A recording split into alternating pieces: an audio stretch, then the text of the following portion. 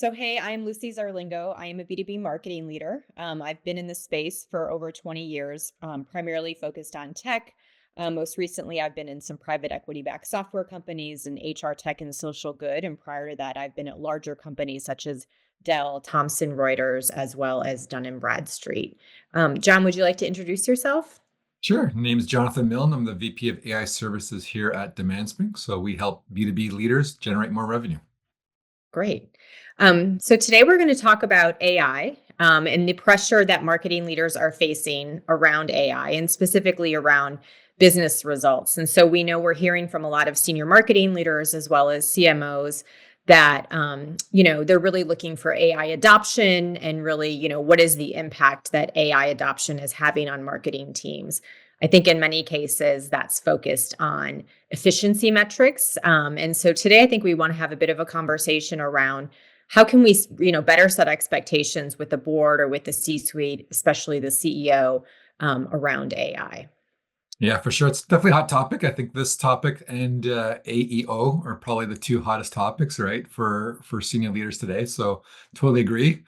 So yeah, and you've done this a couple times now, Lucy. So why don't we kick off with you a little bit about how you think, how does a marketing leader talk to their CEO today or their board members who have very, very high expectations? I think we're near maybe the hype cycle, top of the start of the hype cycle of AI adoption. And I think the data is starting to come out more and more about what's really happening. But I don't think everybody is as informed as they should be on the reality of AI and its adoption and how it's actually being rolled out in organizations. I think we're reading a lot of fun social media headlines that, I've just fired my marketing team because I've replaced them with AI, with all AI agents, or I've got some type of 100% return on investment and stuff like that. So where do we start with that conversation, you think?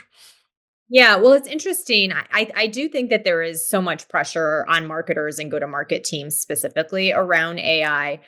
And I think the best place to start is to think, really from the perspective of the CEO, like, why is that question being asked? If you're getting a lot of pressure Mhm. from your CEO and board, why? Is the question being asked because there's some pressure that they're feeling just from their peers or just being a CEO in terms of like, I'm hearing and reading all of these things around AI. Why is my marketing leadership team not driving this within the organization? Is there also pressure on the business overall in terms of just being more efficient, right? And in many cases, you have organizations that have very aggressive growth goals. And with some of that can be also efficiency metrics in terms of the amount of headcount that you may have or the amount of budget that you may be spending. So I think first is taking a step back to just understand where's your executive team or where you're getting the question coming from, like where is their mindset right now and kind of why are they asking the question. I also think that there's, a lot of times marketers are in a place where, people may have impressions or perceptions around marketing that can be grounded in some experience and then sometimes less experience, right? I think oftentimes marketing is one of those functions or roles where everyone has experience in engaging with marketing, right? Whether it be through social media, through, consuming content, through Google, et cetera, all of those things. And so there can be this perception that, quote, marketing is maybe easier than many other functions.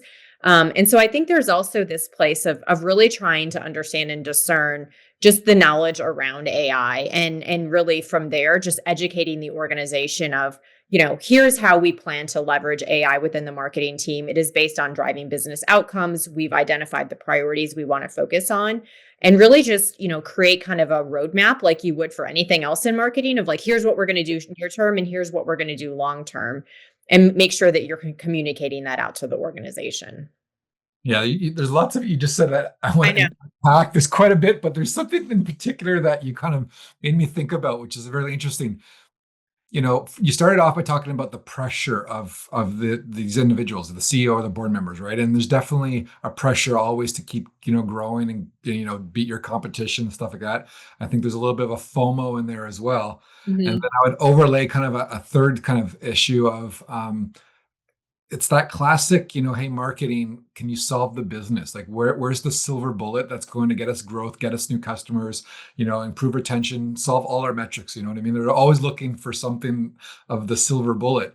And the more you spoke, the more I realized that um, AI can actually help us identify more of the problems than the solutions.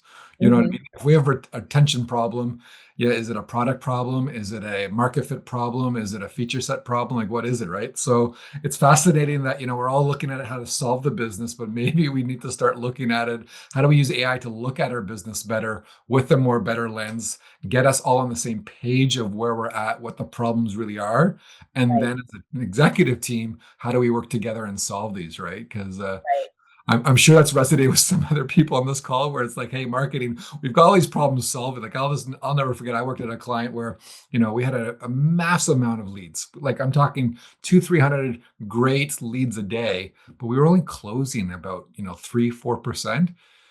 We had a product problem, right? Mhm. Everyone kept wanting to blame marketing on it. And it's like, well, let's talk about why these aren't closing. Like, why are we missing? Are they bad leads? The classic, is it a bad lead problem? And I'm like, Mhm. well, if they hit the ICP, it can't be bad leads, right? So anyway. Right.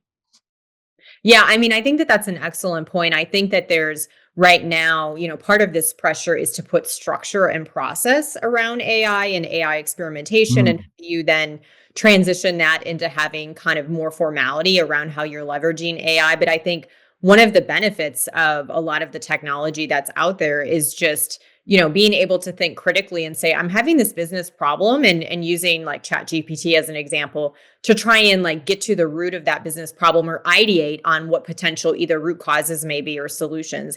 And I think that's harder to like outline within a roadmap. That's harder to communicate out of like, here is how we are using AI tool XYZ for ABC, because I think a lot of this is like, how do you just leverage the technology to think differently and to help you in critical decisions that you need to make for your business and ideate. So I think that that's a really interesting point. And I think that's kind of what gets lost sometimes when we're starting to talk about how do you document your roadmap for AI or how are you communicating what you're doing? There's so much that you can be using AI for that's not something that you would ever say, well, I spent 45 minutes last week trying to understand my lead funnel and understanding like where is there a leak in it and or like uh, why would may I be having an issue in converting lead all the way through to close one.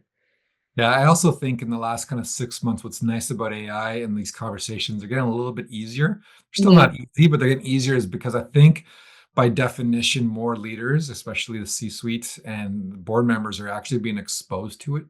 firsthand. Whereas about a year ago, I felt like they talked about it, but they never touched it. Mhm. So, if you open up Gmail today, it's pretty much, there's a little overview now of your emails to you, right? And a summarization. If you open up certain docs now or you go to Google search, you start to see, how search is changing. I think now we're starting to like be exposed to it at every level. So then the conversations are getting a little bit easier, but I still don't think the expectations and the understanding of the transformation that this AI is going to create is quite there yet. But Right. I think we're definitely heading in a better direction than at least a year ago. Yeah, I fully agree. And I think that's not only from a leadership level, but I also think it's just from, the teams that sit underneath executives. So the marketing team, within an organization who are responsible for execution. It seems like kind of in some of the early days, and I think I'm still seeing a lot of this now. I'm interested in what you're saying. There was a lot of like the CMOs or the very senior folks in a team who are actually doing a lot of the experimentation. I think, training and enablement is really important for the organization. But as more and more people are using AI in their personal lives or in their daily lives, I think that it makes it easier to then drive transformation within a marketing organization. But I'm just interested. I know you work with a lot of clients. I've worked with you on a training and enablement program myself at my last organization. What are you seeing in just in terms of like comfort level of kind of the day-to-day practitioners of folks within marketing teams?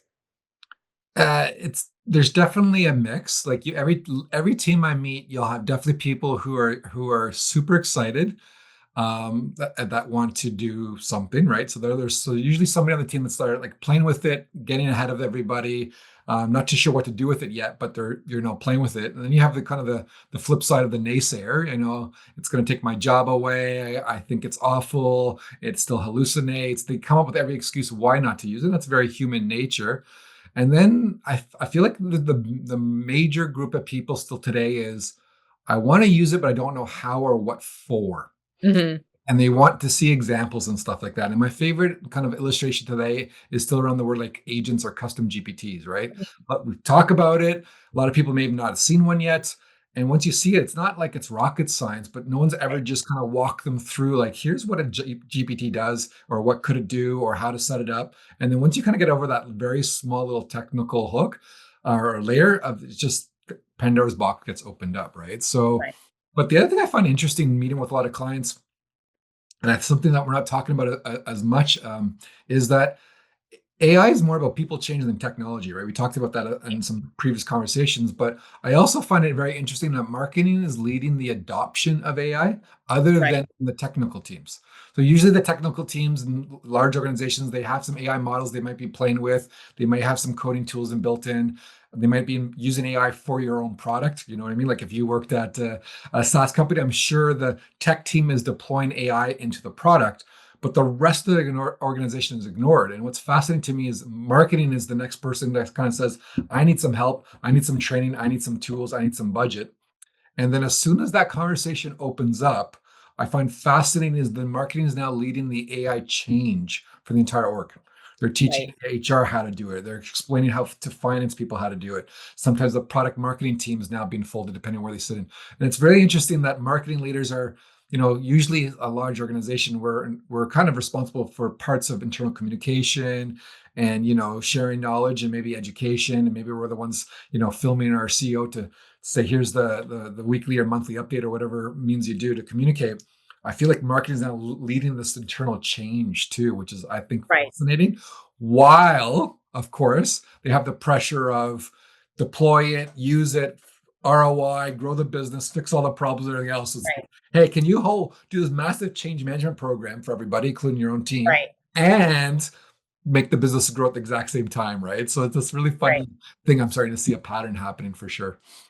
Yeah, and I think that that's quite common in, with a lot of change management in organizations that I think especially from a tech perspective, if it's not something that's purely being driven by the CTO's organization, it seems like marketing or rev ops or marketing ops is often the change agent within an organization. I know from my last organization, where we worked with you on training, we were, I think, the first team to really start to raise our hand outside of like what was being done in tech and product from day-to-day experimentation to say how can we actually use this to start to shift how we do work. And I think a big piece of that is, we talked about kind of comfort level of folks with using AI and that technology is like building the skill and building that routine and also building the confidence in the team is really important. I know when we worked with you, it was specific to a prompt training program in terms of really trying to help teach and enable the team on how to best prompt and how to get, some of the right information that you're looking for and how to get the best information that you're looking for. And I think that that's really important, that skill building. I also think like there's this big piece of change management that's important. And it's not only like change management across the organization, which a lot of times, right, the C-suite, CMOs are responsible for, but it's also change management within the team itself. And I think, to your point earlier, there can be naysayers that are kind of, less excited about learning about AI. And I think a lot of that just comes from fear, right? People are concerned if I leverage and use this new tool, does that mean my job is going to go away or my job is going to change significantly from what I was hired to do? And maybe I don't want that to occur. And there was actually a recent study by, I think it was an AI technology company that cited that up to 40% of team members that they surveyed had said that they had purposefully tried to sabotage an AI initiative within their organization. Now, I didn't go deep into the questioning of like how they, frame that within the survey, et cetera. But I do think the change management is really critically important. And it's something that, as marketers, we're always used to navigating change. But I think that we're at this inflection point right now where it's almost like we have to make a decision to say like AI is here. It's probably not, going to be used at the extreme level that you may see within your LinkedIn feed of, entire teams being fired, but it is a new tool for us to use. And we all have to make like, I think an active decision of like, I'm willing to put in the time and the effort to go learn here because this is something that is not only going to benefit my business, but it's going to benefit me as an individual. I'm going to be better at my job moving forward. Yeah, and when you think about the change management, I'm kind of looking at the early adopters now, right? So let's talk about some of the early adopters of AI. It's a full-time job to keep on top of it, right? Like it's things are changing, the products are changing, The announcements of new features and new capabilities are changing. The discovery of what you can do with it is changing, right? So when you think about that change management, you think about that team from the naysayers to the ones leaning in. I'm starting to get a little nervous for the ones leaning in. Are we starting to burn out? Are we starting to see Yeah. some change in behavior? Like they're just getting like, I'm trying to keep up. The pressure's there, but I don't know what I can do yet. I don't have enough support. It's getting too technical. Any thoughts on that? Yeah, it's interesting. I have a lot of people in my network who are specifically in content marketing and social media. And I actually had coffee with someone the other day, and we were talking about that of like this immense pressure of all of a sudden, how do they change their entire workflows of how content has historically been created in terms of leveraging AI? And I think that that's seen as kind of quote an easy area to invest in AI, and so getting all of this pressure. And I think that there's a few things. I think that like prioritization is really important, and that's something that can sound like really easy and simple, but it's really making sure that as a leader your team understands like what are the priorities, and even like what percent of their time should they be carving out for AI experimentation, right? And maybe it's like a half a day each week, like we are spending time investing in how to learn and do with AI and actually carving that out on calendars. Maybe there's other ways, depending on the organization and your team norms, that would make sense. But I think prioritization is critical so that people don't feel like this is just another thing I have to go do in a very busy day. And we know for many marketers, they are in a lot of meetings, right? That's one of the biggest things you hear from marketing teams is like a heavy meeting culture. There's a lot of executional work that's being done at the same time, trying to do transformation work. So I think that's important. I also think like where it's possible to bring in third parties to help augment your team initially and getting them up to speed is really important. And I think that can be partnering with an agency such as Demand Spring in terms of doing a technology audit, prompt training, whatever that may be. It can be working with contractors, et cetera. But really, how can you help move things along with your team in a way that doesn't require them to kind of drive all of that change management? And then finally, I think that there's a piece of like, as a leader, you have to be confident that this is a direction that you want to go down. So you need to establish and set, here's the expectations for how we want to leverage AI, how much time we should be spending there. And at the same time, be willing to receive feedback from the team so that, they can provide and say, hey, either this isn't working for me, or we've tested out this new tool, or we've tested out an AI feature of an existing tool. It's not working. Can we pivot and move on? So I think a lot of it is as the leader you are responsible for setting the stage in terms of priorities and the overall direction, but also being open to feedback from your team so that you can understand what's working and what's not. Yeah, and there's a few things that I love to kind of reinforce. I think a good trend. So one is you talked about giving your team time to learn. Mm. That's really tough. You know what I mean? And as Yeah. soon as you do that, everyone's gonna be asking, well, what's the ROI on that learning? But I strongly believe in today's day and age, the AI is shifting so much. If we don't continue to learn, we're gonna miss something there, right? And then it's interesting that you also talked about, I think certain roles, I don't want to say less impacted, but may not need the AI boost as early as others. So we kind of have to sort of balance this. What are the quick wins or early ones I can do now to show ROI? And what are some of my longer term changes or longer term investments that I'm going to make that help us kind of get to the next stage, right? I often come from an SEO background, so you kind of know that you do a lot of work before you see any results, right? And so sometimes those are very difficult conversations to have somebody like, yeah, we're going to make this massive website change, and it's going to take us a long amount of time before we see the results, right? And so, obviously, for anybody who's in a SaaS B2B environment, usually time is not your friend; it's your enemy, and so Right. you're under the pressure to go on faster. But yeah, there's definitely some stuff there that I think we need to talk more about because we tend to talk about the technology a lot and not the Right. people and the change a lot, right? And it's the Right. people who use the technology is not going to solve anything. Right. Right. And so I feel like that conversation is often missing. And then the Right. other thing I often talk about, I think that's super important as we do all of this stuff, especially marketing, leading this charge, is being extremely transparent. So what I mean by that is, and remember through my training, like every GPT that gets created in the company is open. You Yeah. don't hide how you create things.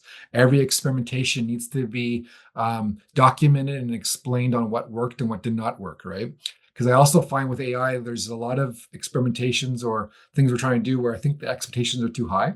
So if we Right. just kind of reframe it, it may be a failure, and that's fine. Or did the learning itself become something positive, or did we ask for too much?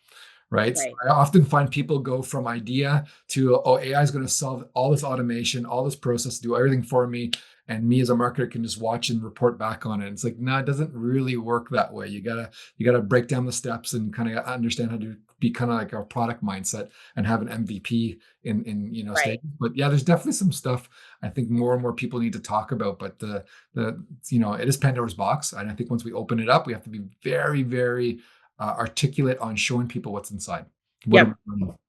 Yeah, I fully agree. And I think going back to kind of that testing and iterating kind of framework or that mindset, I think that that's super important. I think sometimes, senior marketers do feel this pressure to have an answer and a perfect solution right away, right? We are going to pivot and go do this new thing, and it's going to generate however much new pipeline or new business booking, or it's going to help us with retention. But I think especially in with new technology, there are definitely things that any team is going to go do or going to go try, and it's not going to be effective in working.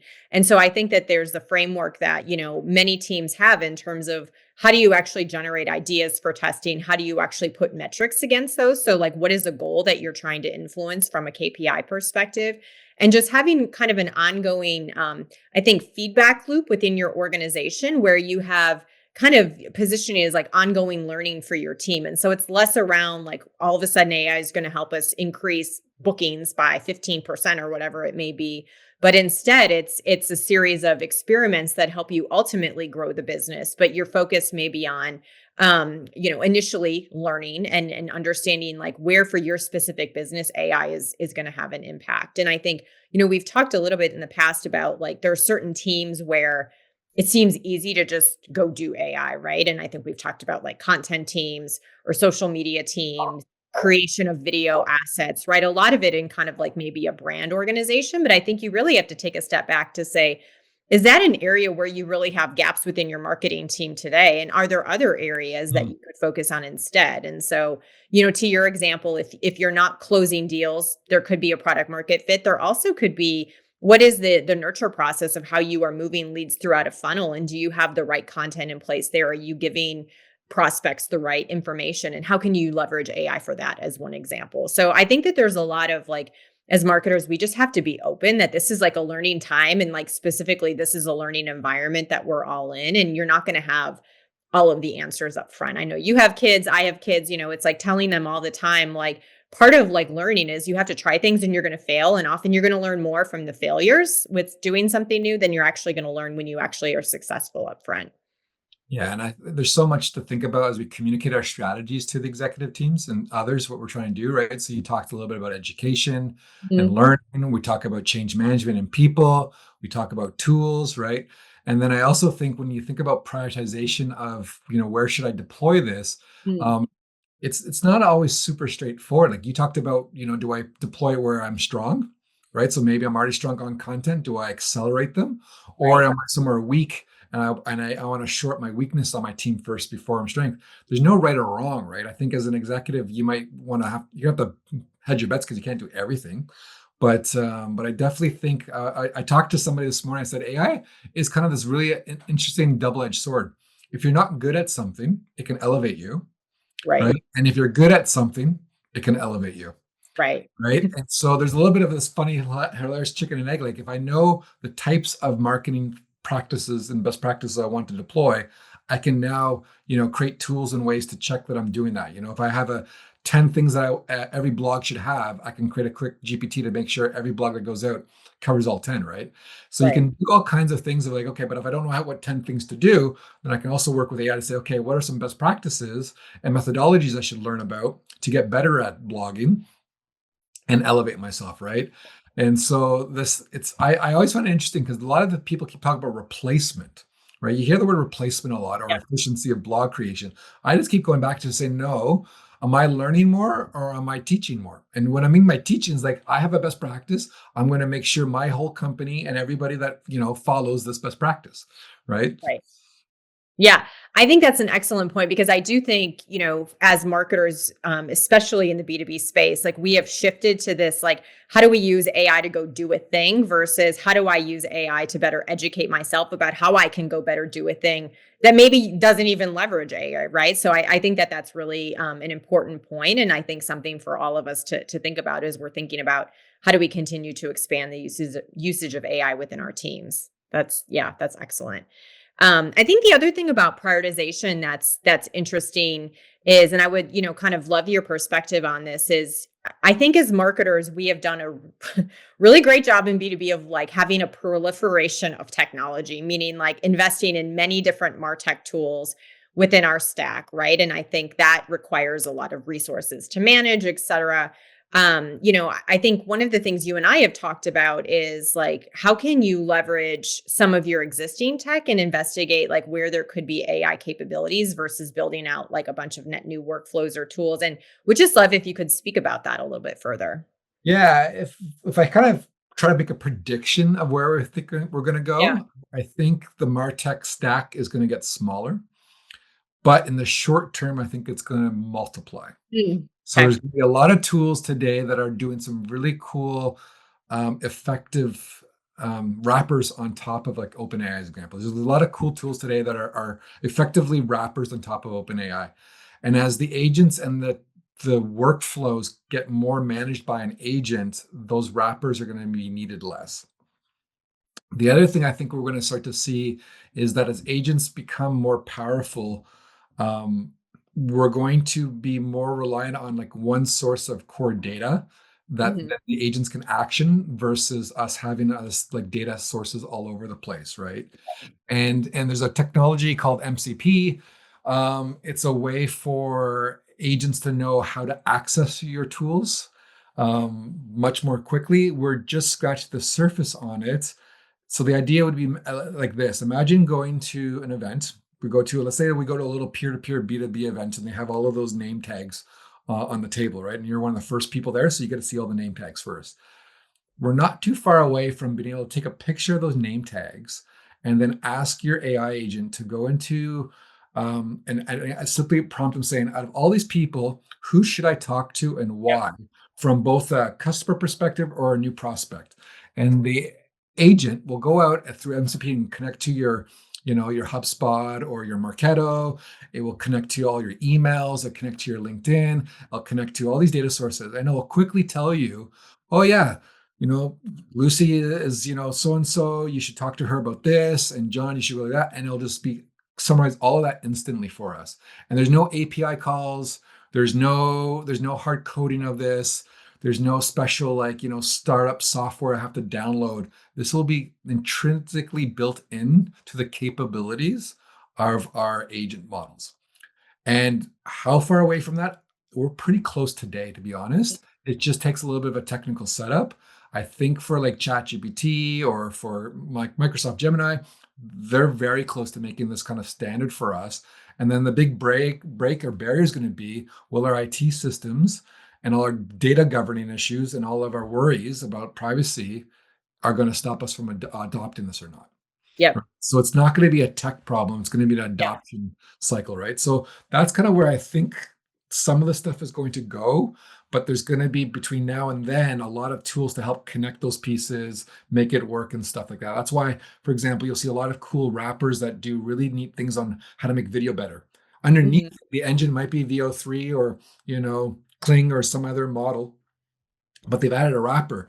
I don't see the underlying core technology people standing still and not allowing themselves to be better at those wrappers, right? Because the wrappers aren't super sophisticated, but they have a smart take on how to use the technology today. Yep. And so, does that answer your question, or did I go Yeah, off? I mean, Tangent? that I never know sometimes. your example was like amazing and I super cool and I can definitely see the use case for that. I think, the question that I think of if I'm a CMO or a senior marketing leader, Yeah. like how do I best focus my team and my investments in from a technology perspective, knowing there is a proliferation of additional technology out there and how do I really make sure that I'm not just adding tools or technology for the sake of it because I'm feeling again we started the conversation with pressure from the C suite, from the board in terms of like greater productivity and output with AI. How do I make sure I'm making the right decisions from a tech perspective?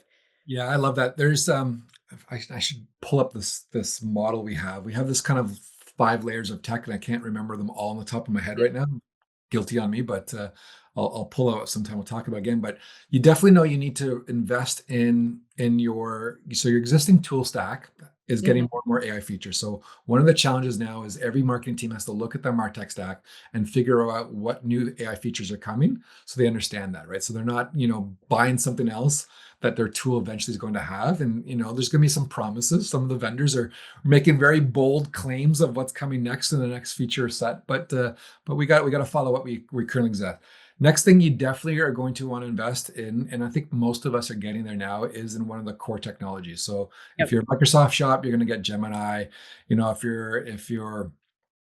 you're interested in having a second one, you might buy ChatGPT or Claude, but you're gonna want to have one of the big large language model fundamental technologies in your toolkit.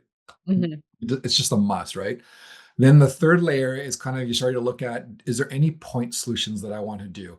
And those point solutions come back to Lucia around um, you might, for example, be outsourcing a lot of the stuff to an ad agency, and you might say, you know what, it's time for us to take that in with an AI ad tool plus some other tools. I can pretty much recreate something that gets me fairly close to what I'm used to creating, right? Or if you look at Facebook, that they basically said they're going to try to push AI technology to run all the ads for you. You mhm. basically give them money, and then they'll figure out everything from objectives to campaign ideas to everything. Like, that's how they're thinking of AI, right? Are we going to be there soon? Probably not, but that's the kind of the 3 layers of tools is very obvious, and then you're going to have to layer in the cost of training, experimentation, and the other things around. So that's why we kind of have these 5 layers around tech. But the first 3 are quite obvious on what we need to do as a first step. Yeah, and I think that that's an important call out. I know at a future state we want to talk about 2026 planning, but now is the time to start thinking about, additional dollars or budget or resources you need to carve out when you think about your AI strategy moving forward. And again, I think it's hard to predict like for this time next year, what will AI take shape for in terms of B2B marketing, but I do think like it's important to think about how do you carve out some flex resources, dollars, whatever it is, in order to have the flexibility as kind of new use cases pop up or a new kind of point solution pops up that may be the right fit for achieving some of your business goals. Yeah, and the one that I'm personally doing, and this is a personal choice, Yeah. is I'm playing now. So if I kind of look at my fifth, yeah, I remember the 2 other layers now. So the other 2 layers are automation and code creation. Mm, And so automation really is this agentic layer, whether or not we're going to build stuff with like Make and Zapier and NNN to do AI and automations, or you're going to use a Crew.ai or an AutoGen or something to create agents. There's going to be some automation stuff that's kind of the next natural stage for marketers. And then if I push it one step further, if you really look at large SaaS companies in the last 10 years, a lot of the marketing teams have embedded in their marketing team developers mhm, created stuff, right? So if you go and look at, Shopify, who's, just down the corner from us, like they did some really cool things for marketing teams. Like you have a logo maker, you have a way to, help you find a name for your company to go get your URL and stuff like that, right? These were little friction points that were not allowing people to adopt Shopify. yeah. Right. And so marketing identified it and they had engineers. Well, with all these no code solutions of Cursor and Replit and stuff, I think we marketers are going to be on the hook to start creating these little micro apps, whether it's for us internally to do better campaigns or management. Maybe I'll create an app for a special event we do, right? We Mhm. don't need our coding. So there's going to be this fifth layer. I think you're going to start to see a lot more of coding people coming into marketing. So I know we talked a little bit yesterday about kind of who should we be hiring in marketing. I do feel like there's a new kind of resource or more technical resource that's going to kind of get embedded into our teams. Yeah, that's exciting. Okay. So maybe last question, just any final thoughts in terms of, for the clients that you've been working with and just, based on your deep experience in the marketing space, how should CMOs be thinking today in terms of like tying AI investment back to business results? Yeah, so I think we definitely have to be very good at encouraging better communication around it, right? So, and I think we need to frame the conversation around what investments are in learning, what Mhm. investments are in experimentation, what investments are augmentation. The other thing I also think about when we come to marketing is most marketing teams. It's funny we don't talk about this enough, but if you look at most marketing teams, you probably have 1 to 3 channels that generate probably like 80% of your Yep. business, right? We're responsible for doing all these other things, but the reality is, you go to most teams, you'll find it like they have one channel usually that's even a big chunk of that. That's it. Right. So what I would have a conversation around is how is AI going to help me on that channel, Yep. right? And be very clear because you talked earlier about focus and being very strategic, and we have to kind of pick our bets. I think the most natural thing is that if you already have something winning, right, you either better make sure it's still winning, or you got to protect it in some way, right? So like Right. people are keep saying like SEO is dead, now it's geo. I'm sorry, like geo and SEO is it's just the natural progression. I don't know why we have to say email dead, ads are dead. I don't know what marketer has decided that that's what we have to convince everybody to do, is call something dead. I just call it's just moving to the next kind of phase of its life cycle. So when I look at AI then in decision making, I would be basically be very clear with my management team and my executives, like, we have something that's working really well. I'm gonna surround it with AI. Yep. Whether or not it's going to be around evaluating how we do it, augmenting, adding new tools, but I'm gonna do something around that first to show how I can lift the business, because we talked about yesterday about efficiency versus effectiveness. A lot of people are asking about hours saved and all that stuff. I would like to talk about more about the efficiency than just the ROI of time saved. Like I now can create my ads in 2 hours. Well, are your ads any good? Like, Right. because you use AI to save 2 hours of Right. ads, is your landing page better? Is your segmentation better? Are you creating more ads? Like one of the things I often talk to people who are saying they're going to do stuff with ads and AI, I said, your measuring stick, it sounds really weird. It should be how many new ads you create. So I want to see more ad creation and more ad sets created. And then I'd also like to see, and this is very counterintuitive to most people, I'd like to see you create an ad set that actually does not spend any money. Because that means you pushed your segmentation and you pushed your long tail so far that Yep. at that month, AI could not find you a perfect win. What's Right. fascinating with ad space is all the ad space AI is designed to effectively spend your money. Right. That's the spend your money. I want to change the algorithm and say, no, I'm looking for, I know I need this so specific person that until you find it, I don't spend a dollar. Right. Right. And it's the And complete it's flipping opposite. it on, yeah, it's flipping it on its head for sure. Yeah. And this is where we don't talk about AI models and how the models we're using have a purpose behind them, right? And sometimes that purpose is not aligned with our needs as marketers. Right, for sure. Yeah, so that's great advice. So I think you had a few things. One, make sure you're communicating out how you're leveraging AI and technology in terms of learning time, actual experimentation, et cetera. Focusing on the channels potentially that you're making the biggest impact for your business and go bigger there to see how much more you can eke out of it. And then finally, stop, framing things around efficiency and time saved, and actually like what is the impact of that time in the investment. That's great. Yeah. Awesome. All right. Well, thank you. Yeah. This was fun. Yep. Thanks. All right.